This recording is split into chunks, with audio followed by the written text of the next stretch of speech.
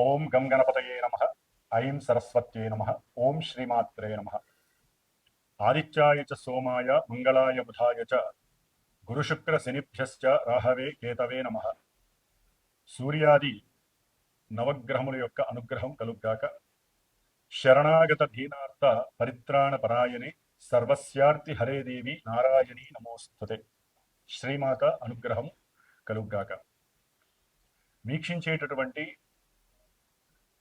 ప్రేక్షకులందరికీ కూడా విజయదశమి మరియు దసరా శరన్నవరాత్రి విశేష శుభాకాంక్షలు తెలుపుతూ శ్రీమాత అయినటువంటి రాజరాజేశ్వరి లలితా త్రిపుర సుందరి అనుగ్రహము అందరికీ కలిగి మనకి అంతరిక్షంలో సంచరిస్తున్నటువంటి గ్రహముల యొక్క కలయిక అలాగే వీక్షణములు వీటిల్లో ఏదైనా ఇబ్బందులు తేడాలు ఉన్నట్లయితే అవన్నీ తొలగిపోయి ఈ 11 రోజులు అమ్మవారి యొక్క అనుగ్రహం కలగటానికి ఎవరైతే నిత్యము పరితపించి అమ్మవారి యొక్క పూజా పునస్కారాదులు చేసుకుంటారో హోమాదులు చేసుకుంటారో వారందరికీ కూడా ఆ కాత్యాయిని అయినటువంటి లలితా పరమేశ్వరి అనుగ్రహము కలిగి సర్వత్రా విజయప్రదము కలుగ్గాక. అయితే మనకి ఈ సెప్టెంబర్ మాసంలో సూర్య భగవానుడు 17వ తేదీ రోజున తన యొక్క స్వక్షేత్రమైనటువంటి సింహరాశి నుండి మిత్రక్షేత్రమైనటువంటి కన్యారాశిలోకి తన యొక్క సంచారాన్ని సలుపుతున్నాడు.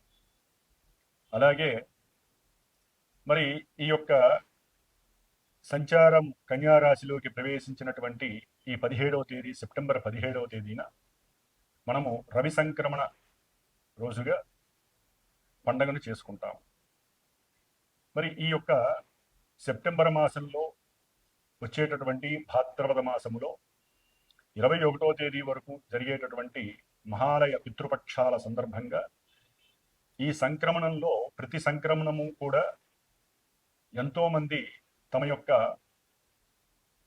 చనిపోయినటువంటి పితృదేవతలు మాతృదేవతల్ని ఎవరైతే అనుకొని భావిస్తారో వారందరికీ కూడా వీరు ఈ భూలోకంలో వారికి మోక్షప్రాప్తి కలగాలని ఇక్కడ వీరి యొక్క వంశము వృద్ధి కావాలనేటటువంటి సంకల్పంతో మరి పెదరమావాస్య అని చెప్పుకుంటూ ఎవరైతే వారి యొక్క కుటుంబ వృక్షంలో చనిపోయి ఉన్నటువంటి వారికి మోక్షం కలగాలనే భావంతో అందరి పేర్లు వారి యొక్క గోత్రాదులు తెలియజేస్తూ చక్కగా మరి ఈ సంక్రమణం రోజు 17వ తేదీ కూడా చేసేటటువంటి ఈ అమావాస్య తిథుల్లో ముఖ్యమైనటువంటి రోజుగా చెప్పుకోవచ్చు. అట్లాగే ఆదివారం అమావాస్య అయినటువంటి రోజు కూడా పెదరమావాస్య చేస్తారు. అయితే మనకి ఈ ఈ యొక్క సూర్యగ్రహణం మన దేశానికి లేదు కాబట్టి చక్కగా 21వ తేదీన ఎవరైనా సరే ఈ యొక్క పెదరమావాస్య చేసుకోవచ్చు.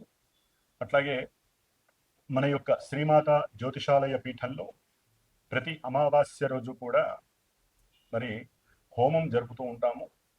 మరి ఈ నెల అమావాస్య రోజు కూడా అవకాశం చూసుకొని తప్పకుండా ఎవరైతే వారి యొక్క గోచారంలో గ్రహస్థితులు జాతకరీత్యా ఎవరికైతే సర్పదోషాలు స్త్రీ దోషాలు అట్లాగే పితృమాతృ దోషాలు ఉంటాయో వారందరూ కూడా ఎవరైనా వారి యొక్క కార్యభంగాలు ఇబ్బందులు వివాహ సమస్యలు ప్రతిబంధకాలు ఉన్నట్లయితే నాకు ఫోన్ చేస్తే కనుక ఆ రోజున మీ యొక్క గోత్రనామాదులు కూడా అతి తక్కువ దక్షిణతోనే నా యొక్క పీఠంలో అందరికీ అందుబాటులో ఉండాలనే ఉద్దేశంతో నెలకొకసారి అందరి గురించి చేసేటటువంటి ఈ యొక్క కార్యక్రమంలో మీరు కూడా చక్కగా ఎక్కడున్నా సరే మీ గోత్రనామాదులు ఇచ్చి నాతో సంప్రదిస్తే నేను చేసే ఈ హోమంలో మీరు కూడా భాగస్వాములు అవుతారు. మీకు కూడా ఆ ఫలితం లభిస్తుంది.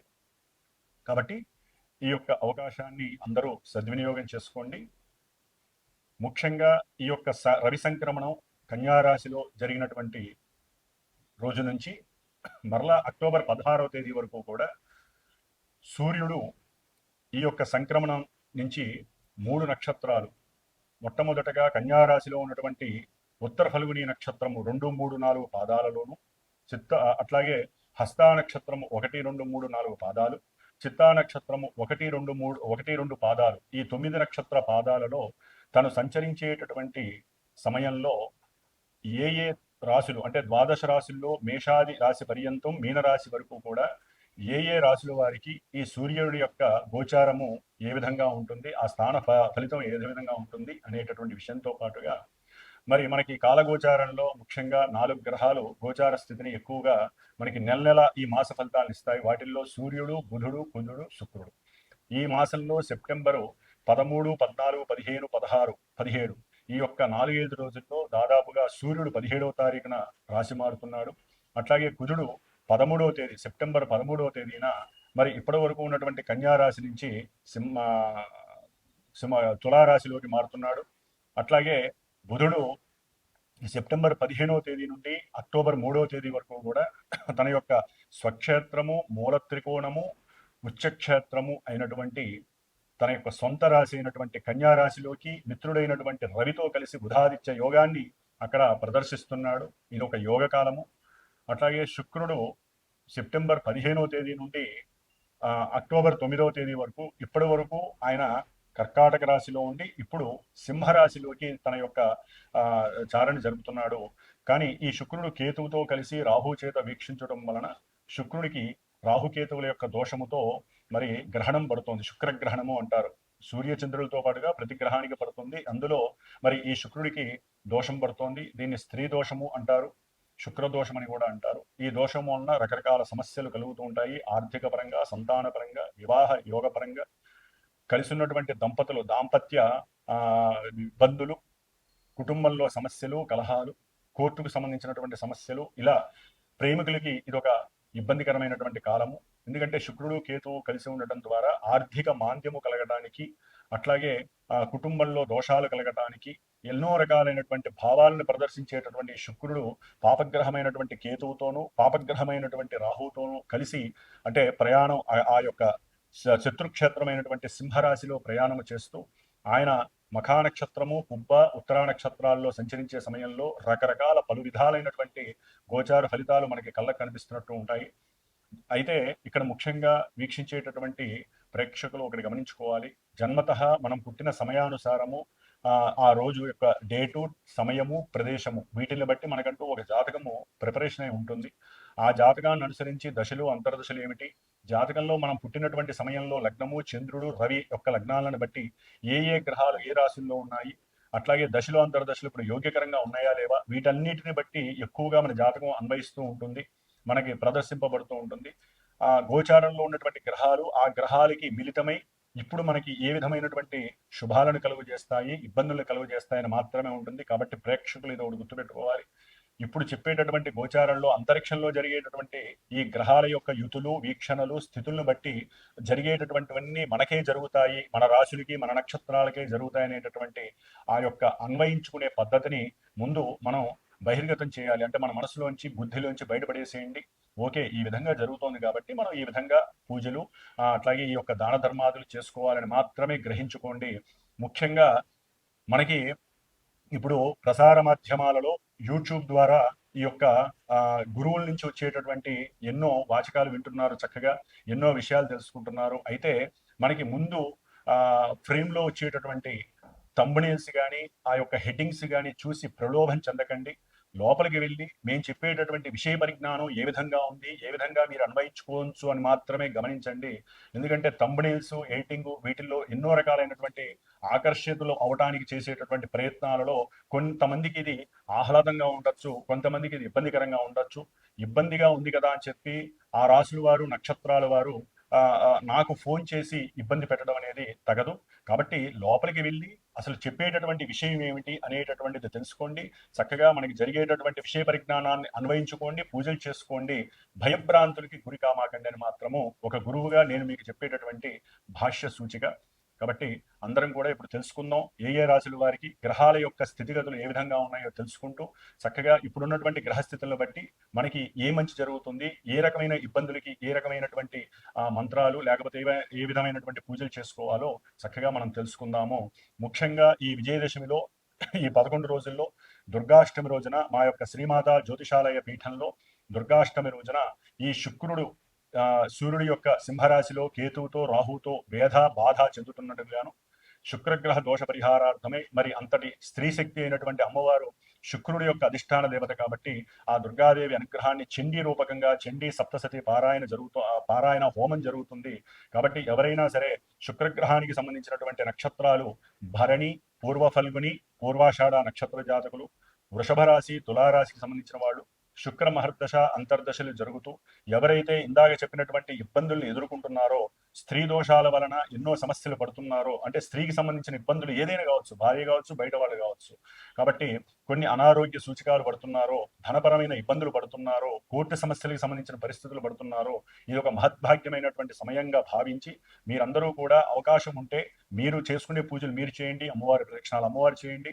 ఎవరైనా ఇక్కడ దాకా రాలేనటువంటి వారు, హైదరాబాద్ రాలేనటువంటి వారు దూరంగా ఉండి మా మీద నమ్మకం ఉండి నా చేత పీఠంలో చేయబడేటటువంటి హోమాన్ని చక్కగా మీకు వీడియో ద్వారా చూపించబడుతుంది తర్వాత రోజుల్లో.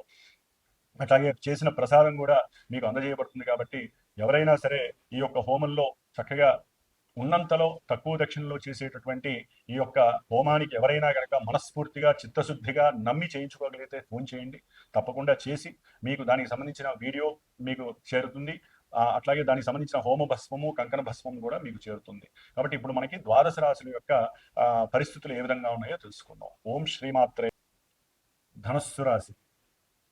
ధనస్సు రాశి వారికి ఈ నెల సెప్టెంబరు 17వ తేదీ నుండి అక్టోబర్ 16వ తేదీ వరకు మరి గోచార స్థితిగతుల్ని కనుక పరిశీలించినట్లయితే దశమంలో కర్మస్థానంలో ఉన్నటువంటి రవి, అట్లాగే స్వక్షేత్ర ఉచ్చక్షేత్ర మూల త్రికోణంలో ఉన్నటువంటి బుధుడు, వీరిద్దరి యొక్క కలయిక చాలా చాలా యోగ్యకరము.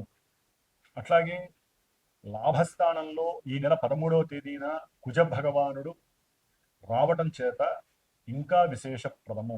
ఏ విధంగా అంటే సంతాన పరంగా, అంటే విదేశాలలో ఎవరైనా సంతానము కలిగి ఉన్నట్లయితే వీరు వారి నుంచి చక్కటి లాభార్జన కలిగే అవకాశం ఉంటుంది, ధనలాభార్జన. అట్లాగే అనుకున్న కార్యాల యందు కొంత అనుకూలతలు వీరికి వీరు తెలివితేటలతో చేసుకునేటటువంటి పరిస్థితులు కూడా కలగటానికి ఈ ఇప్పుడున్న గ్రహస్థితి చాలా చాలా యోగ్యకరంగా ఉంది. చాలా శీఘ్రంగా పనులు అయ్యే అవకాశాలు కూడా కలుగుతున్నాయి. ఒకవేళ వీరు ఏదైనా పెట్టుబడులు అంతర్గతంగా పెట్టినట్లయితే వాటికి తగ్గ లాభాలు కలగడానికి ఇది చాలా చాలా విశేషప్రదం అని చెప్పుకోవాలి. అంటే ఒక మిషనరీ మీద కానివ్వండి, లేకపోతే వెహికల్స్కి సంబంధించి, లేకపోతే ఎలక్ట్రిక్ ఉత్పత్తులకు సంబంధించి అంటే ఎలక్ట్రీషియన్స్ ఏదైనా ఎలక్ట్రానిక్స్కి సంబంధించిన విషయాలలో కొన్ని వస్తువుల్ని జమ చేసినా కూడా వాటికి సంబంధించి వీరు లాభాలని పొందడానికి అవకాశం ఉంది. షేర్స్లో ఎవరైనా పెట్టి ఉన్నట్లయితే షేర్స్కి సంబంధించి అవి కూడా డెవలప్ అయి వీరికి చక్కటి అనుకూలతలు కలుగజేస్తున్నాయి. ముఖ్యంగా చక్కటి ధనలాభం అనేటటువంటిది వీరికి భార్యాభర్తల యొక్క ఉద్యోగ ధర్మం ద్వారా లాభం కలుగుతోంది.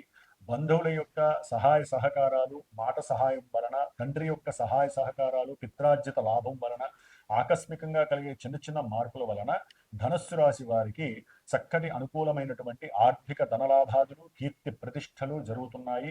పూర్వజన్మ పుణ్య ఫలితం అంతా కూడా ఈ యొక్క నెలలో వీరికి చక్కగా ప్రస్ఫుటమవుతుందనే చెప్పుకోవాలి. అట్లాగే సప్తమంలో ఉన్నటువంటి గురువు వ్యాపార విస్తరణలు కలుగజేస్తాడు.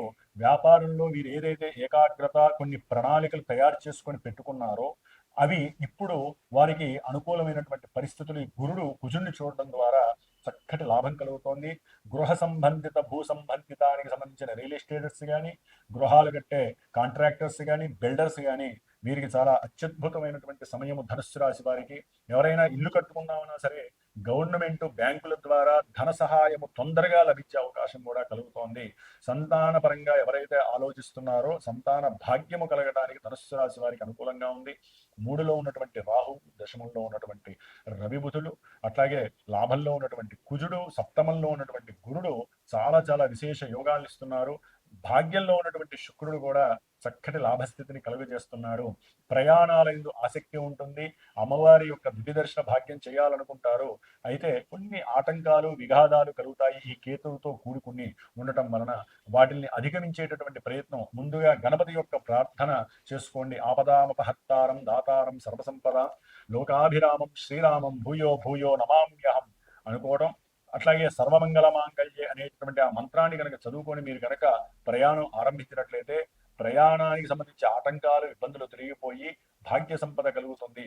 ఎవరికైతే ధనలాభం అంటే మీరు ఎవరికైనా అప్పిచ్చి ఉన్నట్లయితే కనుక అది మీరు జాగ్రత్తగా మాట్లాడి ట్రీట్ చేసుకొని బంధువుల యొక్క తండ్రి యొక్క మాట సహాయం తీసుకున్నట్లయితే చక్కటి భాగ్య సంపద కూడా మీకు వచ్చి చేరుతుందని కూడా చెప్పుకోవచ్చు. ఓం శ్రీమాత్రే నమో నమః. ఎవరైనా సరే వారి యొక్క జన్మజాతక పరిశీలనకు పర్యవేక్షణకి కావాలనుకుంటే నన్ను సంప్రదించండి. స్క్రీన్ పైన ఉన్నటువంటి ఈ ఫోన్ నెంబర్కి కాల్ చేసి వాట్సాప్లో మెసేజ్ ద్వారా కానీ లేకపోతే నాకు డైరెక్ట్గా ఫోన్ చేయడం కానీ చేయండి. చక్కగా మీ యొక్క జన్మజాతక విశేషాలని తెలుసుకొని వివాహము, ధనము, విద్య, అట్లాగే చేసే వృత్తి ఉద్యోగాల ఎదుగుదల గురించి కలుగుతున్నటువంటి కష్ట నష్టాలు ఏ గ్రహం యొక్క దశలు అంతర్దశలు వలన కలుగుతున్నాయో వాటికి సరైనటువంటి శాంతులు చేసుకోవడం, పూజాధికాలు, హోమాదులు, అభిషేకాలు చేసుకొని ఈ మనం అనుభవించే ఈ కర్మ దోష నివృత్తికి ఈ దైవారాధనలు మంత్ర ప్రయోగం ద్వారా మాత్రమే ఆచరించుకొని మనం బయటపడగలం. కాబట్టి మనం ఈ విధమైనటువంటి ఎవరైనా సరే జాతకరీత్యా ఏ సమస్య ఉన్నా సరే ఫోన్ చేయండి. దానికి తగ్గ సరైనటువంటి దక్షిణ రుసుముని చెల్లించి మీకు కావలసినటువంటి జ్ఞానాన్ని ఇవ్వడానికి నేను సిద్ధంగా ఉన్నాను. కాబట్టి ఏ పూజలైనా సరే మా యొక్క శ్రీమాత జ్యోతిషాలయ పీఠంలో నిత్యము కూడా ఈ గ్రహాలకు సంబంధించినటువంటి జపాలు జరుగుతూ ఉంటాయి, రుద్రాభిషేకాలు జరుగుతూ ఉంటాయి. ప్రతి నెల అమావాస్య రోజున పీఠంలో ఎవరికైతే సమస్యలు ఉన్నాయో వారు విడిగా హోమం చేసుకోవాలంటే చాలా విపరీతమైనటువంటి ఖర్చులు అవుతున్నాయి. కాబట్టి ఉన్నంతలో తగినటువంటి దక్షిణతో ఈ ప్రతి అమావాస్య రోజున కూడా మా పీఠంలో హోమం జరుగుతుంది. కాబట్టి ప్రత్యక్షంగానైనా కూర్చోవచ్చు, లేదా ఎక్కడ దూరంగా ఉన్నటువంటి వారు గోత్రనామాలు ఇచ్చైనా సరే చేయించుకోవచ్చు. ఆ ప్రసాదాలు మీకు అందజేయబడతాయి. కాబట్టి ఇది గమనించి ఎవరైనా సరే ఈ యొక్క అవకాశాన్ని భాగ్యంగా మీరు తీసుకోమని చెప్పి నేను మీకు విన్నవించుకుంటున్నాను. ఓం శ్రీమాత్రే నమో నమః.